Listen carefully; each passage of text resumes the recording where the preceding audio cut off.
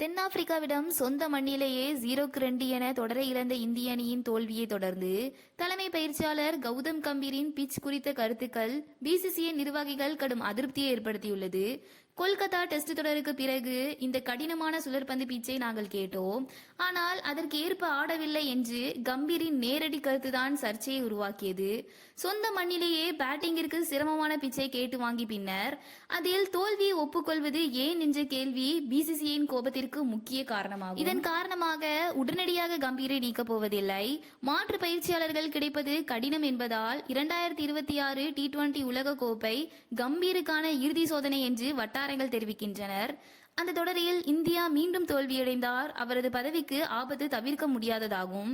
இதற்கிடையில் உதவி பயிற்சியாளர் சீத்தன்ஷு கோட்டக் பிச் நிர்வாகிகள் மீது குற்றம் சாட்டப்படாமல் இருக்கவே கம்பீர் அந்த பொறுப்பை ஏற்றுக்கொண்டார் என்றும் விளக்கமளித்துள்ளார். மேலும் முன்னாள் இந்திய வீரர் சுனில் கவாஸ்கர் கம்பீர் தவறாக எதுவும் பேசவில்லை, அணியின் தோல்விக்கு முழு காரணமும் பயிற்சியாளரை குறை கூறுவது எந்த வகையில் நியாயம் என்று கூறி அவருக்கு மிகவும் ஆதரவளித்துள்ளார்.